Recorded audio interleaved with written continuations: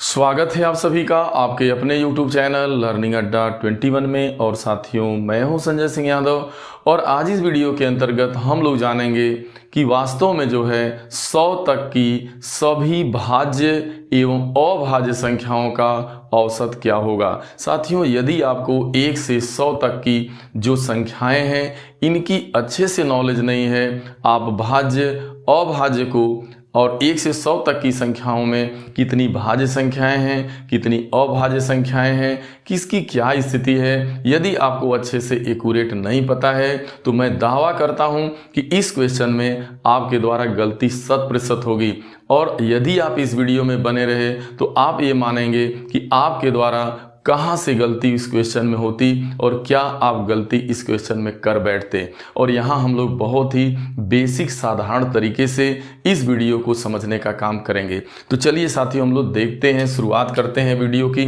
तो यहाँ देख रहे हैं कि 100 तक की सभी भाज्य एवं अभाज्य संख्या का औसत बताना है। तो हमें पहले तो ये पता हो जाए कि आखिरकार 1 से 100 तक की जो संख्याएं हैं इनमें कौन कौन सी संख्याएं, यानी कौन कौन संख्याएं इसमें भाज्य हैं और कौन जो है अभाज्य है, किसकी क्या स्थिति है। तो वास्तव में देखिए, संख्याओं को यदि हम भाज्यता और अभाज्यता के आधार पे देखते हैं, या यूं कहिए कि इसके आप जो है मूल बेस में जाइएगा तो वास्तव में हमारी जो संख्याएं होती हैं वैसे तो संख्याओं का बहुत सारा क्लासिफिकेशन हुआ है, कई आधारों पे संख्याएं बहुत सारे प्रकार में आती हैं। लेकिन यदि आप गुणनखंड की बात करिएगा या भाज्यता की बात करिएगा, डिवाइडेशन बेस पे बात करिएगा, तो वास्तव में संख्याएं आपकी 3 प्रकार की होती हैं। तो हम लोग तीनों प्रकार को देखेंगे। तो एक हमारी संख्या होती है जिसे कहते हैं इकाई संख्या, और दूसरी जो संख्या होती है वो आपकी होती है अभाज्य संख्या, और जो तीसरी संख्या आपकी होगी वो आपकी होगी भाज्य संख्या। कहने का मतलब ये, जब तक आप अच्छे से नहीं जानेंगे इस सवाल में पक्का आपसे गलती होगी। तो आज के बाद कभी गलती नहीं होगी।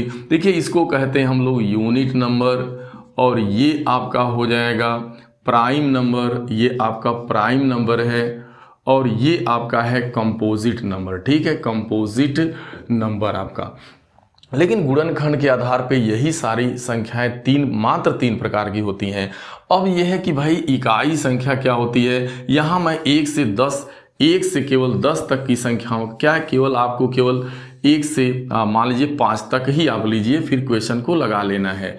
तो यहाँ देखिए, हम लोग देखेंगे, यहाँ हमारा रहेगा नंबर और यहाँ रहेगा इसका फैक्टर, और यहाँ हम नेम देंगे कि वास्तव में क्या है। तो देखिए, जब हम 1 को ले 1 2 3 और 4, और यहाँ पे आप ले लीजिए 5वां नंबर। 5 गिनती केवल लेना है, इसी में समझ लेना है, बाकी हम लोग क्वेश्चन हल करेंगे। जैसे मान लीजिए 1 एक ऐसी संख्या है जिसका केवल मात्र एक गुणनखंड 1 होता है, यानी 1 केवल 1 से ही कटेगी, इसलिए यह संख्या आपकी आ जाती है यूनिट नंबर। ध्यान में रखिएगा, यही मेन खेला है, यहीं से क्वेश्चन को समझना है।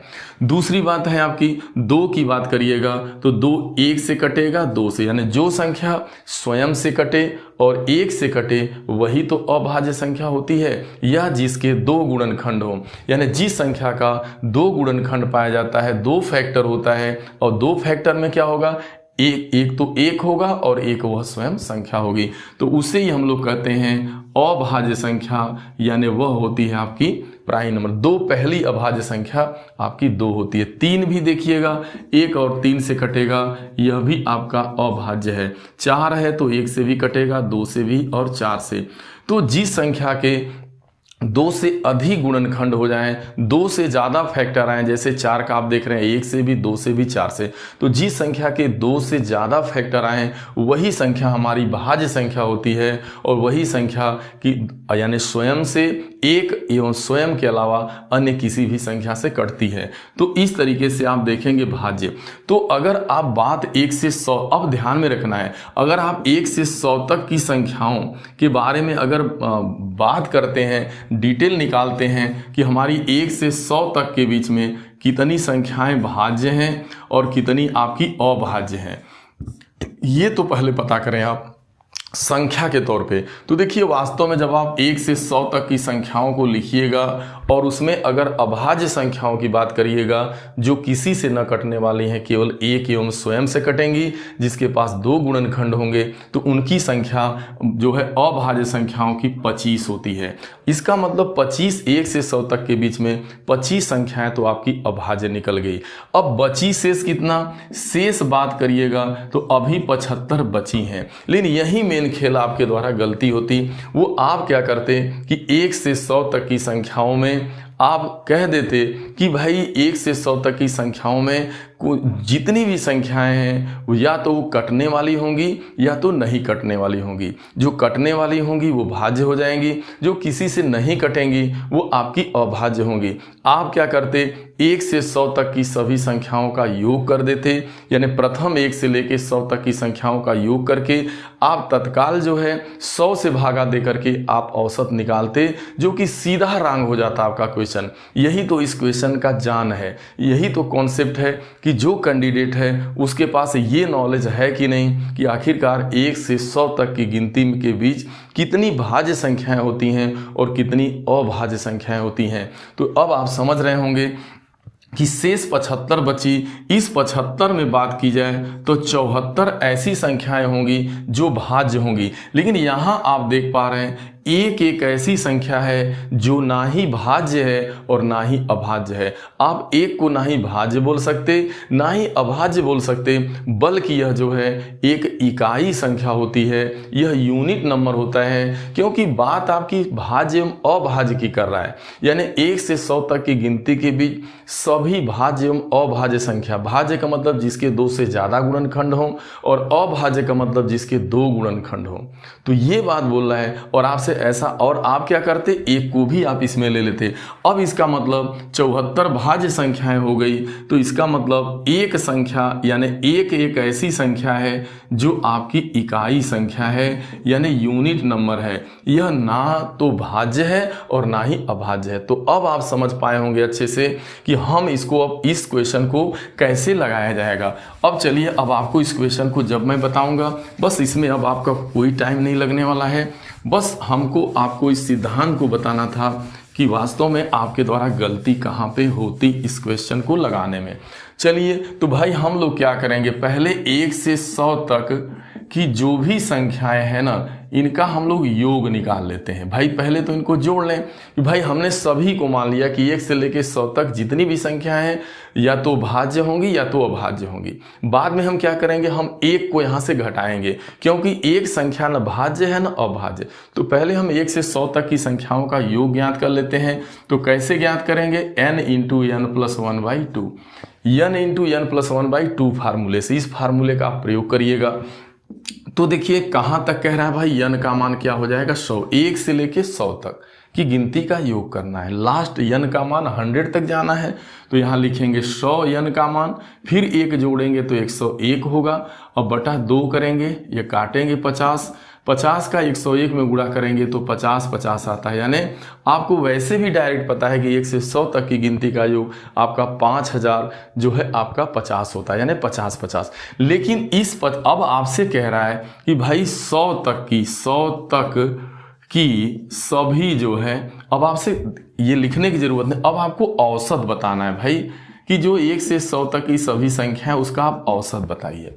तो औसत कैसे बताइएगा, इसमें से आपको देखिए ये तो 1 से 100 तक की संख्या का योग हो गया ना, अब इसमें एक भी शामिल किया गया है, जबकि एक आपका ना भाज्य है ना अभाज्य है। तो अब आपको निकालना होगा इसमें से एक को। तो जब एक जैसे निकाल दीजिएगा तो अब आपको मिल जाएगा सभी जो है सभी भाज्य एवं जो है अभाज्य संख्याओं का योग मालूम हो जाएगा।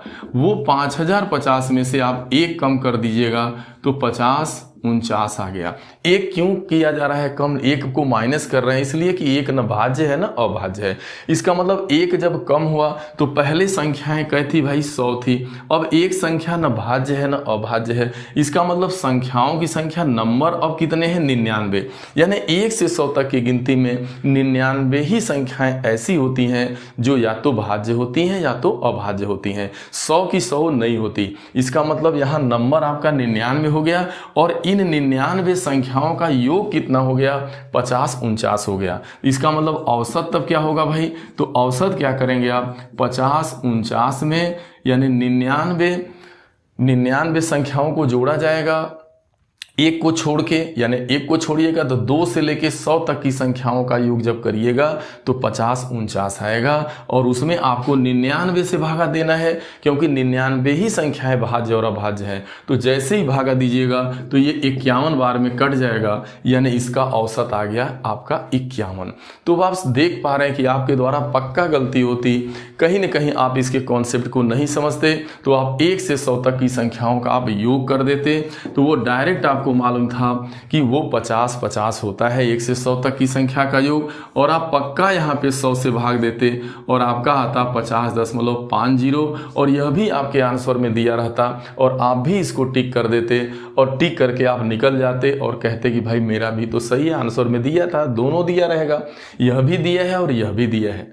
तो वास्तव में जो है यदि आप जो है संख्या गुणनखंड के आधार पे यानी भाज्यता एवं विभाज्यता के आधार पे यदि आपको संख्याओं का काइंड्स नहीं पता है, आप एक के बारे में अच्छे से नॉलेज नहीं है, एक वास्तव में ना ही भाज्य है और ना ही अभाज्य है बल्कि यह एक इकाई संख्या है, तो इसका मतलब 1 से 100 तक के बीच में 99 संख्याएं ही ऐसी हैं जो कहीं न कहीं भाज्य या तो भाज्य है या तो अभाज्य है। तो आप 99 से भागा देंगे और 2 से 100 तक की संख्याओं को आप जोड़िएगा तो निश्चित रूप से आपको एक उसमें से घटाना पड़ेगा। साथियों, मैं उम्मीद करता हूं कि ये वीडियो जरूर आपको पसंद आया होगा, इसे जरूर अपने लोगों के बीच शेयर करिएगा और चैनल को लाइक सब्सक्राइब करिएगा, अपना कमेंट दीजिएगा ये वीडियो कैसी लगी, ये मेरा समझाने का तरीका कैसा लगा, ये आपको कॉन्सेप्ट कैसा लगा। और वास्तव में साथियों ये आपका SSC MTS exam CGL exam में ये क्वेश्चन आपका बार बार दोहराया हुआ था क्वेश्चन। साथियों, मैं उम्मीद करता हूँ कि ये वीडियो जरूर आपको पसंद आया होगा। मिलते हैं अगली वीडियो में, तब तक के लिए आप सभी को ढेर सारी शुभकामनाएं। Thank you so much.